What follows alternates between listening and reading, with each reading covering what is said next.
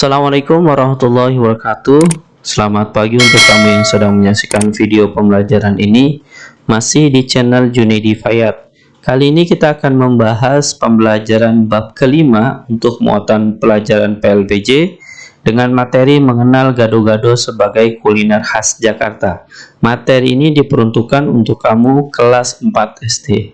Nah, ini gambarnya ya, contoh gambar gado-gado yang bisa kita nikmati setiap saat ketika kita menginginkan makan gado-gado. Tujuan pembelajaran kita pada video kali ini yang pertama adalah mampu menjelaskan kuliner khas Betawi gado-gado. Kemudian yang kedua, mampu menyebutkan bahan-bahan dari cara membuat kuliner Betawi gado-gado. Dan yang ketiga adalah mampu menceritakan pengalaman membuat kuliner khas Betawi gado-gado. Ketiga hal ini kita targetkan tercapai pada video kita kali ini. Oleh karenanya untuk kamu yang sedang menyaksikan video ini, yuk simak dan cermati video ini dengan baik sehingga kamu mudah dalam memahami materi yang akan saya jelaskan. Mengenal makanan khas Betawi gado-gado. Gado-gado merupakan makanan yang berasal dari Indonesia yang berupa sayur-sayuran yang direbus dan dicampur jadi satu.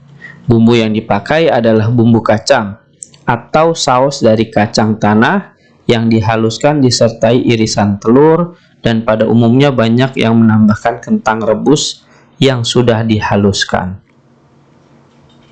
Nah, ini contohnya ya, makanan gado-gado yang kita beli ketika kita menikmatinya. Untuk saus gado-gado kentang rebus dimasak bersamaan dengan bumbu kacang. Kemudian di atasnya ditaburi bawang goreng, sedikit emping goreng atau kerupuk. Ada juga yang memakai kerupuknya kerupuk udang. Juga ditambahkan. Gado-gado dapat dimakan seperti salad dengan bumbu atau saus kacang, tetapi dapat juga beserta nasi putih atau dengan lontong. Jadi untuk mengenyangkan kita, kalau ini sekiranya kurang ya, tanpa nasi atau lontong, maka kita bisa menambahkan kedua hal tersebut. Boleh lontong saja atau nasi putih. Maka dengan menambahkan kedua hal itu atau salah satunya dapat membuat perut kita menjadi kenyang. Di masa lalu, orang Tionghoa di Betawi banyak yang menyukai pecel dari Jawa. Oleh karena itu, mereka menciptakan gado-gado sebagai modifikasi dari pecel Jawa dan sudah disesuaikan dengan lidah mereka. Dan konon kabarnya orang Belanda di Betawi menggemari gado-gado buatan mereka itu. Jadi buatan orang Tionghoa banyak disukai oleh orang yang berada di sekitarnya, bahkan orang Belanda yang mau menjajah Indonesia. Versi lain mengatakan yang menemukan gado-gado adalah masyarakat Kampung Tugu yang aslinya keturunan Portugis. Pada abad ke-17 mereka dibawa oleh Belanda ke Indonesia untuk dijadikan budak. Di kemudian hari mereka mendirikan kampung sendiri yang dinamakan Kampung Tugu. Berasal dari kata Portugu ese. Jadi Tugu itu berasal dari Portugu ese. Di kampung ini mereka tetap melestarikan budaya dan kuliner mereka sendiri. Salah satunya adalah gado-gado. Gado-gado berasal dari bahasa Portugis yaitu gado, yang artinya makanan yang dicampur-campur. Makanan ini sudah ada sejak tahun 1950-an, populer di Jakarta. Hal ini dibuktikan dengan lagu berjudul Gado-Gado Betawi.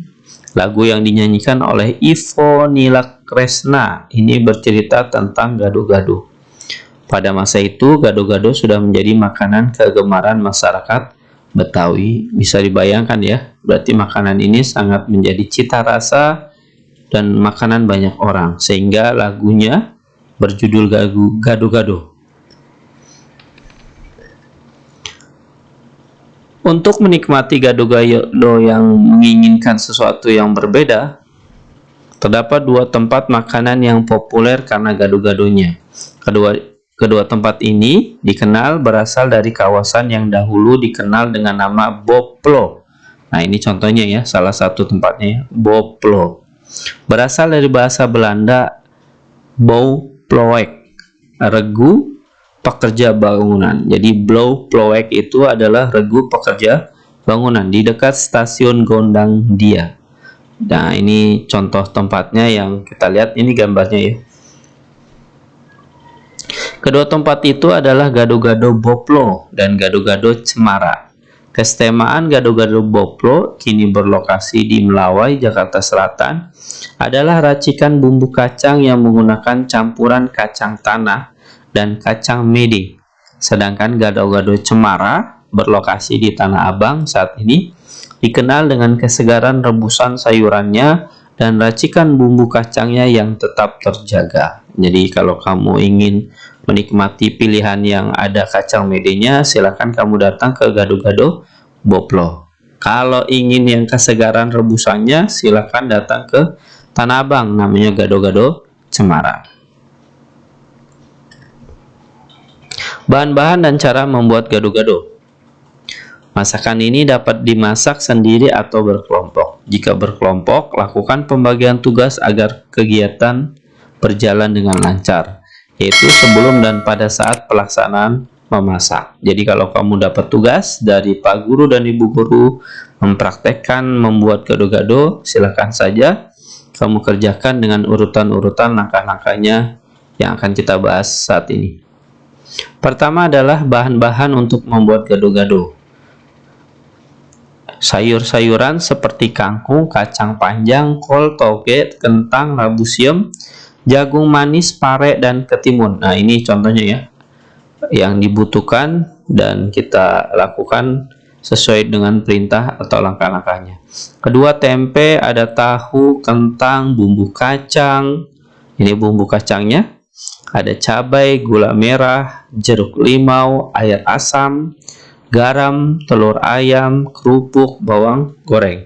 Inilah bahan-bahan yang dibutuhkan untuk membuat gado-gado yang sesuai dengan selera dan keinginan kita.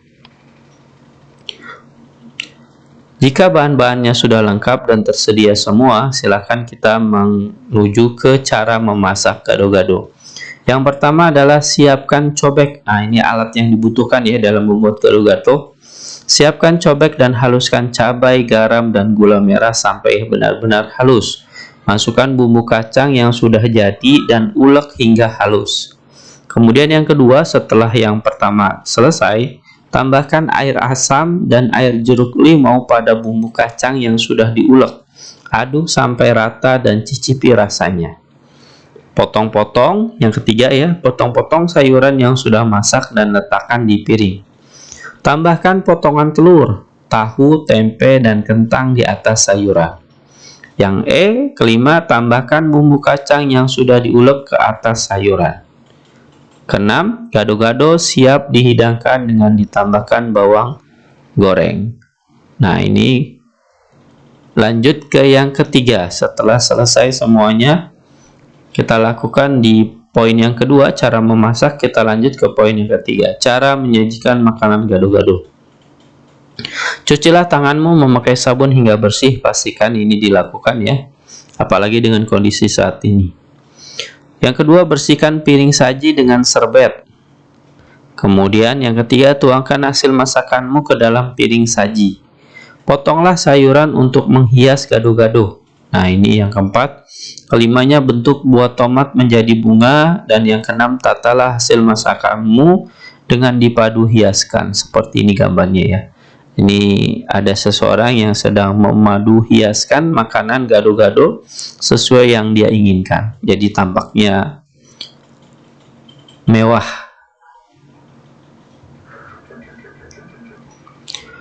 Taburilah gado-gado dengan bawang goreng. Masih berlanjut ya dalam penyajian gado-gado. Masakan yang disajikan siap untuk dinilai. Ketika semuanya sudah siap sesuai dengan yang digambar tadi, yang dibawa ya oleh seorang perempuan, maka siap dinilai oleh dewan juri.